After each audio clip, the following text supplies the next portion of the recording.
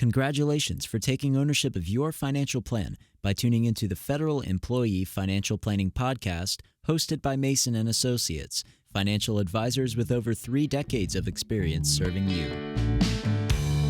You will rest easy once your plan is done. You will see clearly just how you have won. Gone are the times where you'd hope and pray. It's gonna be a bright, sunshiny day. Welcome to the Federal Employee Financial Planning Podcast. I'm John Mason, President and Certified Financial Planner at Mason and Associates. And on today's episode on our podcast, we have Tommy Blackburn and Ben Rakes. And unfortunately, one of our other co-hosts, Mike Mason, will not be able to be here with us today. But we're super excited because we're going to talk about virtual versus in-person client meetings and how that's beneficial to you as a listener of the Federal Employee Financial Planning Podcast. So really excited to bring this content to you today. Tommy, Ben, how you guys doing? Doing just fine. I will say I'm a little bit worried about doing this podcast. I'm afraid that I'm going to be the whipping boy on this one, because if you remember a couple of years ago before I joined the firm and you said, hey, Ben, we're doing this thing. We're doing a lot of our meetings virtual right now. And I was like, I'm not so sure about that. And we'll get into way more of that later. But where you're excited, I'm like, okay, guys, bring it on. I'm ready. Well, I'm glad you said that, Ben. It's a good reminder. There's been quite a few things as I reflect that you are not so sure about, and I think you now are fully on board with. So maybe we'll have a little fun with that today. And for the audience, this is actually, when we're speaking about virtual, we're recording this podcast virtually for us for the first time. We're typically all together in a room. And as we try to enhance and give ourselves more flexibility in how we're doing it, we're trying this differently via a podcast recording platform, and we're not all together. So we're excited. We'll see how this goes. It's feeling a little different than Zoom that we're used to with those virtual meetings, but hopefully a lot of lessons and advantages, as well as maybe some cons, will all be the same.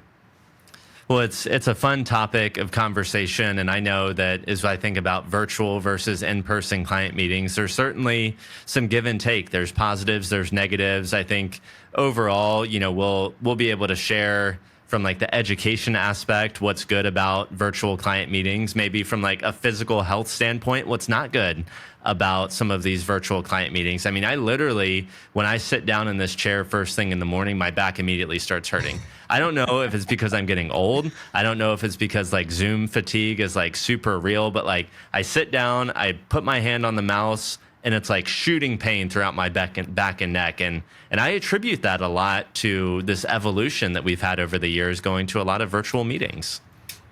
It's interesting because the flip side is I feel like virtual has given us more flexibility, us and our clients, than we ever had before. So you could, sit on a bouncy ball during a virtual meeting. You could be doing a walk and chat with a client. And because there's truthfully, in my opinion, less time demands, or you can be more efficient in the virtual method, right? So instead of you having to worry about traffic of a client getting here on time or not, doing some of the more traditional meet and greet in the lobby and bringing them back gives you more flexibility, I think, to deal with our personal health, although there's certainly a fatigue aspect that you're mentioning as well. So I guess it's kind of a little bit of both, I would think. Yeah, I guess we have to separate the fact that it's like your physical body health versus like aches and pains versus like I haven't shaken as many hands over the last couple of years. So the germ transfer, I've never had COVID, I don't think. At least I've never had a positive test. And, I guarantee you if we were 90% in-person client meetings, I probably would have had COVID 17 times by now. Well, and on that point, not to take us down that road too much, but I know Ben and I, unfortunately, have had it, and it was the benefit there was it was less disruptive to the firm because everything was virtual. One, we didn't infect the rest of the team. The rest of the firm could continue, firing on all cylinders. And to the extent we were physically up to it, we could still do work and host client meetings without, getting our clients sick if we actually felt well enough to be able to operate that. I think there's a little bit of give and take with all of this, and I'm sure we'll really jump into a pros and cons list here in a few minutes, or at least down the road in this podcast. But what's impressed me, John, is you said, "Hey, I've got aches and pains when I come in," but the way that you have been able to work around some of those things, and Tommy mentioned it a little bit, you mentioned it a little bit. Tommy and John, both of you all have miniature treadmills under your desk right now. So technically, if, hey, I'm getting aches and pains when I sit down, John, I think during one of our last virtual calls, you walked something like 3 miles. Is that right? Oh, it's been a game changer being able to walk and get up and move in the stand-up desks. And to Tommy's point earlier, the efficiency that we've gained through being able to meet with clients, during our strategic planning meeting season, which we'll talk about in another episode. Maybe the cadence is actually more times throughout the year because you can do a 15 to 30 minute meeting rather than a 2 hour.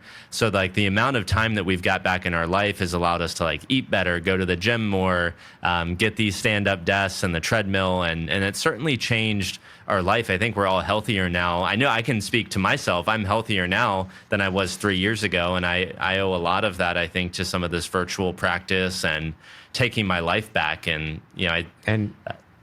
I would say that's true for clients as well. And when I think about it, them not having to commute to our office, and around here in Newport News, Virginia, if you're coming from the Virginia Beach, Chesapeake area, that's a roll of the dice how that commute's going to go to get here. So now being able to do it, one, from the comfort of your home, doesn't get any easier than that. And you could be from across the country. You have all your documents, hopefully, like your computer, your personal computer, if you need to log in. The convenience is 100%. It's more convenient. And maybe by you not having to do the commute to and from the office to meet with the advisor, maybe that gives the client time so that they can address their health as well. That's time they could go to the gym or go on a walk.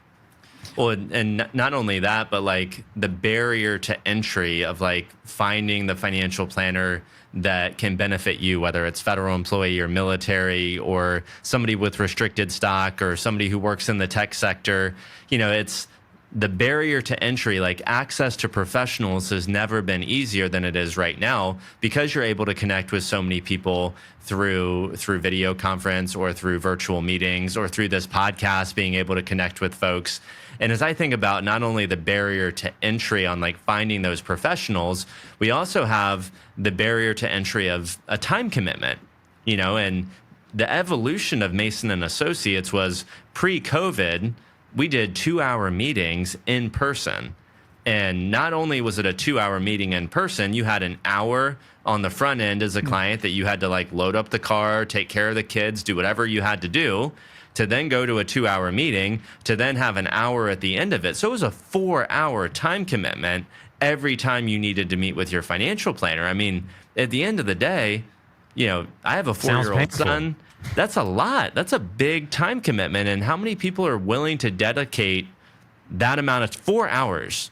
4 hours just to get information, not to mention how you implement it after the meeting, right? So now if we can drag that time commitment down to an hour, literally hop on your computer, do an hour meeting, we can use those other 3 hours to implement all of the good ideas. We've got 3 hours of excess time to actually do the things that matter. John, you brought up a lot of really good points there. I think one that I wanted to go back to just a little bit is you said it kind of increases access, right? So anyone can jump on a Zoom call and they can meet someone, in their own backyard. They can meet someone across the country. They have access to thousands of financial advisors and people willing to help them out. I also think there's an additional factor in there where it's a lot less intimidating to meet an advisor over a Zoom call. Again, you talk about that 4-hour process of getting ready to go, driving there, sitting through a 2-hour meeting and going back. And maybe you feel like you've got to dress a certain way because you're going into a professional's office and you feel like you have to act and behave a certain way. I don't know if you all noticed this, but I felt like our first few Zoom calls, everyone kind of had their background set up looking nice and pretty, and maybe someone put a nicer shirt on or they kept their clothes on from work. And now that our clients have gotten familiar with this, it's more of, hey, I'm going to set this up on my couch and have a glass of wine while I'm doing my meeting. Or maybe I'm going to kick my feet up a little bit and I'm going to have, I don't know, my dog on my lap while I do the meeting, because that's what makes me more comfortable meeting with my financial advisor. This is something that nobody would have done on their first Zoom meeting 3 years ago. But now that they've had, round after round of doing this, I think personally it's really cool and really nice to see our clients be more relaxed as they're heading into this meeting, because talking about finances can be something that's scary and intimidating for people, and being able to do it from your own living room with your dog on your lap helps make that a lot better for some folks. The last thing we need is particular. Yeah. And in particular, if you think about, it's one thing for existing clients because they're familiar. They already have that trust. They already know it's a non-stressful relationship. But for somebody new, as you guys were talking about barriers of entry, it couldn't get, in my opinion, more comfortable, other than a potential con, as everybody knows, we'll just call it out, is if you feel like you need to have that handshake, look them in the eye, not look them in the eye through the camera. That's certainly an area it is overcomable, I would say, inside of Zoom, because we've made many new clients via Zoom, and they feel the trust, and the offer is always out there. We do have a physical office. If you want to make that meet and greet type of meeting, we can arrange that, whether it's in the office or here locally. But if not, most folks are very comfortable. Yeah, man, John, when I think back to 4 hours, particularly with a young family, I cannot imagine saying I got to block off 4 hours of my day to do any of this. So I think hopefully that's, again, lowered that barrier to entry tremendously and made it more palatable for so many people. That's a marathon of your day. You also mentioned implementation. That has got to be one of the best things about doing, well, maybe not the best, but it's certainly a huge benefit to doing it this way. Now, we were implementing when we were doing it in the office. We would bring up the computer on screen and do these things, but it's so much easier when you're already at home. You have your passwords, you have your logins. You can't beat the convenience, as we've established multiple times here. So I think we're probably firing off more Social Security and Medicare applications than ever before, just because it's so easy to set up these meetings and do them together. So you guys have hit on so many good things, which we always do on this podcast. We have like the general outline, and then it just kind of evolves, which is neat.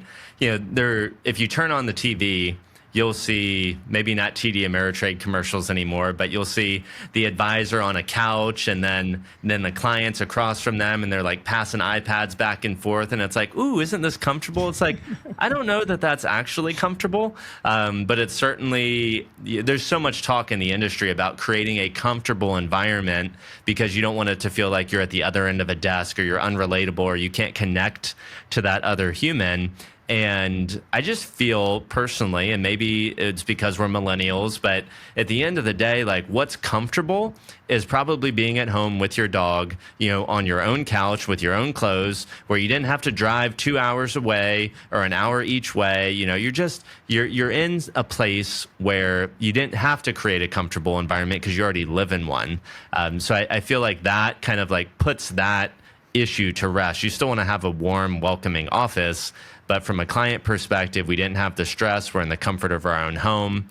I think all of that. And then how about this? We've joked about this a lot too, is let's say you're a brand new client and you call in and you schedule from California, Newport News, wherever you may be, and 30 minutes in, we're not who we say we are, right? We always say at Mason and Associates, things are what they seem. We're here to support, empower, educate, and motivate. But let's say for whatever reason, you don't like the way I part my hair after you've joined this Zoom call. And you're like, wow, John's super irritating. I don't want to work with Mason and Associates. You just hit the red hang up button and you're gone, baby. It's gone. Slam that laptop down. We're over. Yeah. It is, I think, actually impossible. Like, you talk about sales technique and sales training, but at the end of the day, like, you can't really sell anybody on a virtual meeting. It's like they have to be that buy-in. They have to be excited about doing what you're doing. If you're sending documents via DocuSign, you can't like push the paper over to the other side and be like, sign here, right? Like, so you think about the entire experience, it's a lot less intimidating. And what we found is you can still have really good human connection. It's different, but you can still relate to people. You can still connect with people, because it's not necessarily the handshake that creates the relationship as much as it is our ability to listen, ask good questions, and genuinely care about the other people, whether across the desk from you or on a webcam. If you actually care, that translates, and that's what generates the relationship. It's interesting. I guess a couple things there. It's really experience related. Well, I think as we came out of COVID and were forced to do this, really, you said millennials. I would say we were toying with this, but like what really it was COVID. It forced it just like the rest of the world, but we couldn't. We experienced it, and we took a step back and said, this is a better experience, not just for us. This is for our clients. So we shouldn't get away from this. We need to embrace it at this point. You mentioned the DocuSign/paper. And I'm thinking, as you said that, go back to somebody's carved out 4 hours of their day. That's that sales technique, or where it could come in where it's like, hey, 3 hours into this, after multiple meetings, somebody puts paper in front of you. You're probably like, I'll sign if it gets me out of here. Whereas now, there's no pressure to it. You can exit the meeting whenever. It's getting sent to you electronically. Sign it, don't sign it, do it at your leisure. It's all really on your demand at that point versus this time commitment piece. The other piece was the experience. Well, really, it's all the experience, but we found that being able to pull the financial plan up in moments during the meeting, and because we're all looking at the same screen, we're all then focused on the same thing, and then we take it away, and we're back to having that interaction that we want to have. So I think it is really such a better client experience, all around experience of just, let's have the face-to-face and read each other and the emotional relationship part. But when it's time to focus, we're all looking at the same thing and able to draw good attention to what it is we need to focus on. I mean, I was, as you're talking about that, Tommy, it makes me think of, we still do have a few in-person meetings per year. We don't completely cancel them. And it's the classic, we'll be going over some piece of information and you'll slide a report over, or you'll slide a piece of paper over. And then you keep talking about what's really important on your mind. And you look over and your client is just like this, reading something on the report that you handed them that's completely insignificant. Now imagine that in the virtual room where it's like, hey, this is the only screen that you can see, and here's what is of utmost importance. And we're able to kind of tailor that experience, I think, a bit better than, hey, we're meeting in person, here's this report, here's that report, here's your tax return that we looked at. Clients overwhelmed, they don't necessarily know what to pay attention to. I don't fault them for that. But really doing that virtually, I think, allows for a better experience because we're all on the same page.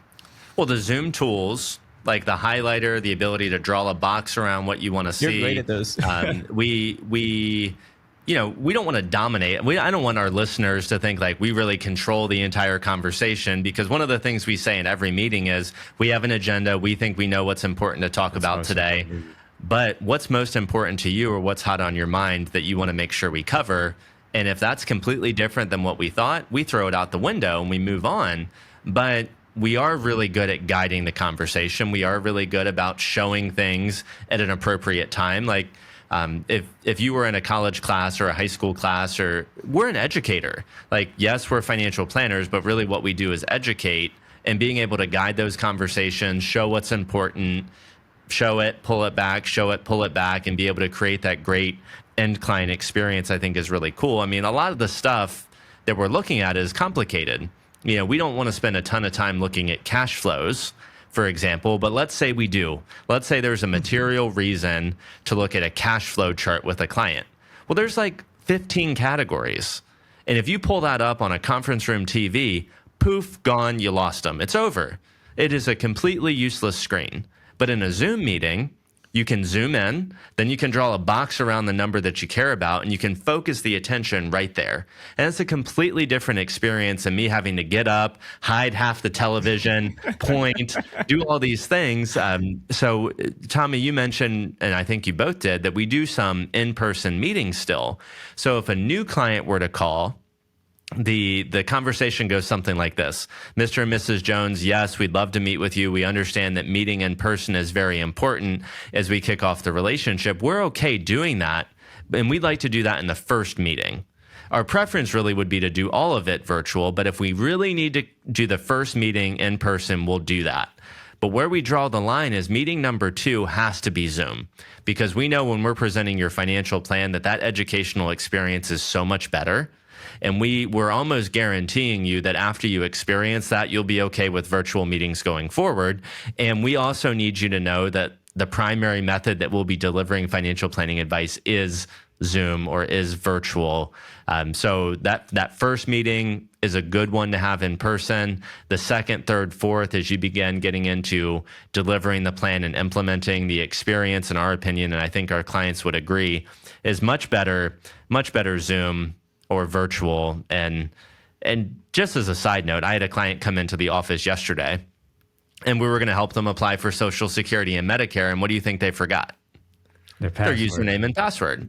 They're like, oh, it's at home on my desk. It's like, well, I guess you're going to have to do it solo. It's like, I don't know. I can't help you now, and so it's a way different experience. Well, John, that's such an interesting, where my mind just moved on that was not only is it easier, I think, a lot of times for us to assist virtually, but a lot of times the way the conversation goes, I think with all of us with clients, like let's just use again, I think the Social Security application, doing that online. It's usually, hey, client, I do this quite a bit. I'm going to walk you through the process. Would you prefer to do it on your screen or my screen? Usually folks say, just do it on yours. You're very fast. And so the other hidden benefit, though, of where I'm going with this is we're very good at knowing what to take PDFs of, what information to save. So usually as we're going through those type of implementations, we're saving PDFs and saving information, which we'll then have in our files, so that if there's ever a question, ever need to refer back, we've got it at our fingertips, and then we're going to securely send it to you so you have it as well. And so I think that's, again, just that client experience of like, how nice is that? Not only did we walk through it, but we documented it, and we both have those documents now. As silly as it sounds, and our clients are not untech savvy. I think they're pretty good, generally speaking, the folks we work with. But, knowing how to file print to PDF, knowing how to combine 7 individual PDFs into a single PDF, or being able to help log into a 401k and download a statement and immediately have all those things that we call it what it is. Like, we're faster at that stuff than 99% of our clients. But I thought what you were going to say is in person, Mr. and Mrs. Jones, please log into your Social Security website. Well, they can tell me their password out loud and I can type it in. I can hand the keyboard over and they can type it in. Virtually, you can just pass some mouse control and say, hey, type in your username and password. I don't need to know it. I don't need to see it. I don't even have to be tempted to look at the keyboard when you're typing it in, because you're doing it on the other end. So I think it's also good from a security standpoint. That is 100% how we do it. Pass the mouse over. I guess a hidden benefit, not that we are IT support, but sometimes these Zoom meetings allow us to help clients troubleshoot some issues they're running through, where it's, all right, show me your screen, give me the mouse, and let me see if I can help you out here. And I don't think maybe we're a little more tech savvy on some things, but I think it's just like being a professional and this being what we do every day, so many times, right? So saving print to PDF is one thing, but it's just knowing, hey, I go through Social Security applications all the time, because that's the example we've been hitting. And I know what the next screens are. I know when we've got to the end. So I know when it's appropriate to save information. Like, I know what's critical here. So it's again, just having that trusted guide who you can figure this all out on yourself. But it's a lot easier when somebody's been through it hundreds of times and they've distilled down what's important. That's such a good point, Tommy, and one that I wanted to bring up when I was talking at the very beginning. I think I said I might be a little bit nervous for this podcast because of my hesitation to do Zoom meetings prior to joining Mason, and part of that hesitation was I maybe did a Zoom meeting every third or fourth meeting that I held. And I never actually felt that I got good at doing Zoom meetings. And I think that kind of energy was passed through into the meeting. Like, here's how you share your screen. Actually, click on the button on the top left. Actually, now it's on the bottom right. And I think that we can instill confidence in our clients just by what you said. Here's where you click. Here's how you do things. John, to your point, knowing how to use the tools, how to highlight, how to box things, us being very adept at this process, I think gives a lot of confidence to our clients rather than us trying to fumble through something together because we hadn't done it before. So you also have the tools at our disposal to serve our clients, right? So we use Right Capital, we use Holistaplan, we use Savvy Social Security calculators, we have spreadsheets that we build for different scenarios. And one of the things we like to say at the beginning of a meeting, just like the audience, if you're watching this on YouTube, you've seen my eyes have kind of moved around a little bit. Well, it's because I have 3 monitors. And on this monitor, I have my show notes. And on this monitor, I have what I have. And same thing during a client meeting. They're big on the middle monitor. And then we've got the financial plan or the tax projection or whatever we need at our disposal so that if the conversation pivots, we can instantly pivot. And that's much harder to do, around a conference table. I think distracting too. I think that's the point there too, right? It's like you would have gone into an in-person meeting probably having all this as well, but because it was visible or you put the report in there, thumbing through it, it's just far less distracting if it's I've got these all ready to go, and when I know it's valuable, I'll bring it in. But it's not distracting by having it in front of you right now. For sure. And then Ben, to your point, the passion example, it's like if you're not passionate or you don't think you can do a good job as an advisor, that certainly will trickle down into a client meeting. So being able to flip that switch and be able to yes, we can provide tremendous value, whether it's in person or virtual or frankly, telephone. Maybe that's the ultimate skill is if you can have a phenomenal financial planning meeting, audio only, wow, you must be really good at your job if you can do that. And then we would just say that's probably not ideal. We're very much, we either want to see you virtually or in person rather than the phone.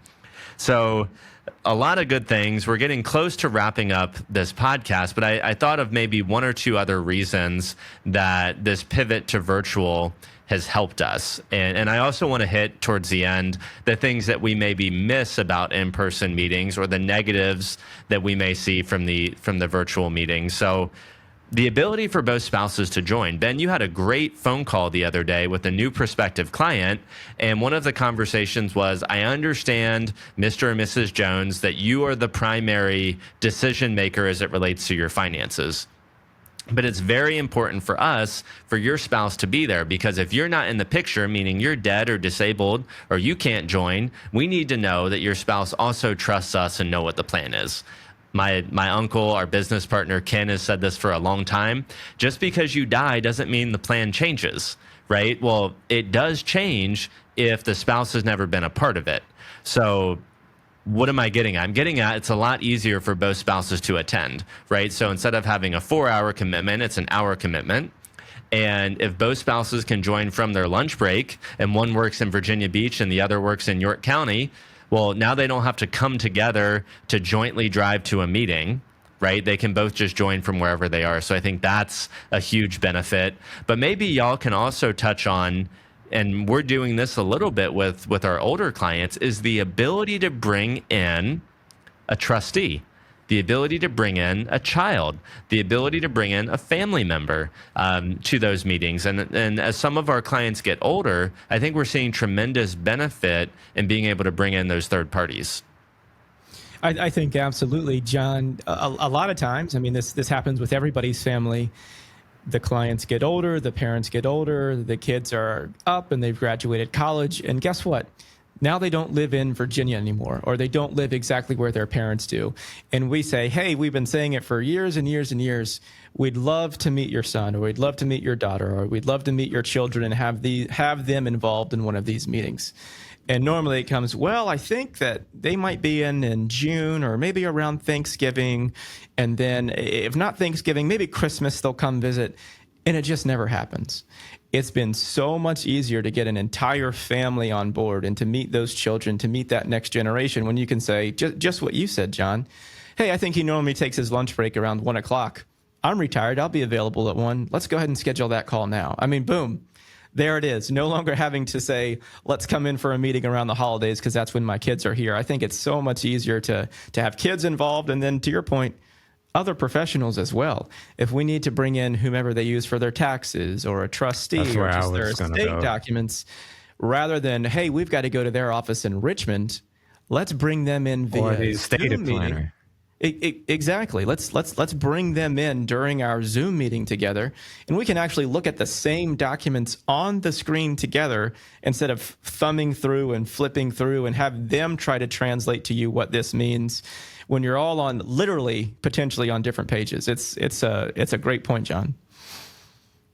All right. So as we get close to wrapping this up, let me ask you a question, both of you, and maybe Tommy, you take it first, is do you miss having as many in-person meetings as we grew up having? All three of us have been in the industry for over a decade, and we've all made this evolution from 99% in person to 90% or more virtual. So the question that I'll pose to you, Tommy, first is, do you miss those in-person meetings, and maybe what do you miss about having as many in-person meetings as we used to have?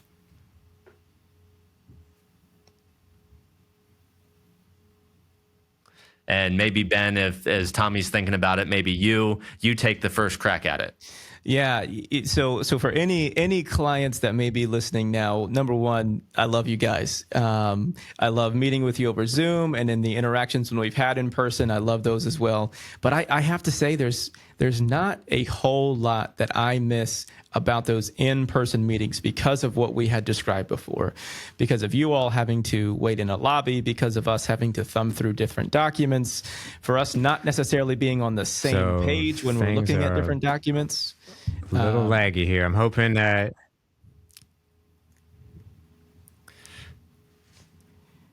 So go ahead, Ben, keep answering the question. No, and what has been truly great is, even though we've been 90+% virtual, what we did have at the end of last year, John, is we had our client event. We had our client event, which was our opportunity to get together and not just go over finances, but to just celebrate, to have fun, to shake hands, to see each other in person. When I joined Mason, it was in COVID times. So I had never met almost all of our clients. I had met virtually. And so I was truly excited to be able to shake hands, see how tall someone is or how short they are, see what they look like in person. That was truly special to me. But I think when we get together, I'd rather get together to celebrate and tell stories, because I think that's more appropriate for that occasion. And when it's time to focus and go through plans and go through taxes and go through details, I still really enjoy doing that virtually. Awesome. Well, Ben, what I'll say along with that too is, I'm an extreme introvert, extrovert, definitely not an introvert. I'm an extreme extrovert. So I get a lot of energy from personal interactions with clients, being with you guys when you're in the office, being with clients it gets me excited, it gets me motivated and keeps me going. And I will say that virtual just doesn't do it the same way for me as an extrovert that an in-person meeting does. So what I notice is physically it's more tiring for me to do virtual meetings. Physically, I don't get the same jolt of energy. I think Sarah, my spouse, has noticed the same thing, that I just don't have that same, I don't go home recharged like I used to some days. And so I do miss that. I do miss the hugs. I do miss I'm also very good at wasting time. And I'm also very good at using any extra block of time to do fun things. So yesterday, my in-person meeting ran 30 minutes longer than it was supposed to, because we were just talking about skiing and snowboarding, and it had nothing. And, at the end of the day, like, we have to create space for that too. And that is a little bit harder to get that from a virtual meeting. But I will promise our audience and our listeners that if I have an extra 15 minutes in between appointments and you want to talk about snowboarding, that probably also happens in a Zoom meeting. So let's see. Have I caught up to you guys? Yes, sir. So I think we've got to at least acknowledge this. I don't know how this software is going to clean it up on the back end. Maybe it'll make it seem seamless, but for the audience, peek behind the curtain there. For whatever reason, the technology was not cooperating with me. So Ben and John have been having an entire conversation while my laptop has been getting caught up. Hopefully I caught most of what was being said. I know the question when I left off was, I believe, what do you miss about virtual? Was there more? What do you miss about in person, and do you miss in-person meetings? Yeah, I think by and large, it's hard to say. Like, I couldn't give an absolute answer, I guess, is where I'm kind of like hesitating here, in that you'll always miss certain aspects of the in-person. I think I heard you say, John, like the hugs, some of just that personal in-person interaction. You can't ever get that anywhere else. You can get pretty close, I think, on Zoom, but you can't quite get there. That's what I'll miss the most, is there's just sometimes certain human to human interaction that you just can't replace. But thankfully, I think we can do pretty good on Zoom. Outside of that, I don't know that I miss it a ton, because I do feel like the experience is so much better virtually. And being able to connect with clients from near and far, being able to have so many resources at your fingertips, I think it's hard to beat that. And we've gotten compliments from clients, new ones, who have said, no, I feel like this was just as good as it would have been in person. It's fun because they'll drop by the office to drop off signed paperwork or something. So this is usually a chance for us to meet them in person as well, which is always fun. But they'll usually say, like, no, I feel like one of the family. You guys have been so warm and inviting that doesn't need to be in person. So there's some aspects that you just can't replace. But by and large, I think that virtual has been a pretty big pivot for us. And I did catch the end where you were talking about just having fun socializing, which we all do. We all enjoy getting to know clients and them know us personally and talking about our lives. And I can certainly attest that sometimes, because our offices are beside each other, I hear John talking about whether it's skiing and snowboarding or the latest, diet type things that he's on. And it's all worked out very well for him and based on reason. But yes, I definitely hear these conversations happen between all. I'm sure you guys hear me too. So it is fun. It's fun sometimes just to hear the personal conversations that happen with clients. Well, guys, I think this has been an awesome episode of the Federal Employee Financial Planning Podcast. My hope is that what the audience takes away from this is, yes, we're humans. Yes, we like our job. Yes, we like doing financial planning. No, we're not scared of human interaction. No, we're not scared of people. In fact, we actually really like people, but through technology and our ability to serve existing clients better, we're able to use not only our physical office, but also virtual tools to make that education experience even better. And as importantly, able to connect with folks across the country who like what we're doing on this podcast, who want to become clients of Mason and Associates. So as we wrap this up, I do want to give just a notice to our listeners. One, thank you we're our third year now doing this. So thank you for cheering us on. Thank you for the 5-star ratings, and any comments or feedback that you have, we'd love to hear from you. If you'd like to be a client of Mason and Associates, you can start that process at masonllc.net. Or our phone number, we have live humans that actually answer the phone, which is rare, 757-223-9898. You can become a client. We have episodes that talk about how we serve folks. So if you're interested, you can kickstart that process anytime. Now, we do want to share with you that by the time this launches, this episode, we'll probably be in the thick of strategic planning meeting season. So we typically take on new clients in the first quarter, January through March.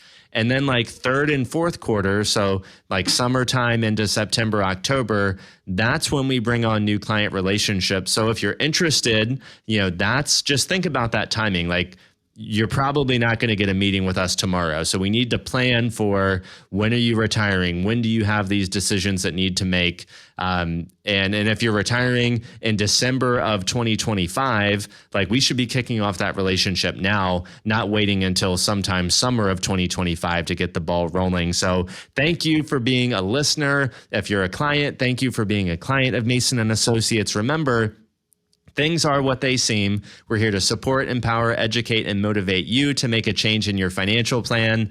Thank you for tuning in to another episode of the Federal Employee Financial Planning Podcast. Thank you, Tommy. Thank you, Ben. And we'll see you next time right here, Federal Employee Financial Planning Podcast. You will rest easy once your plan's done.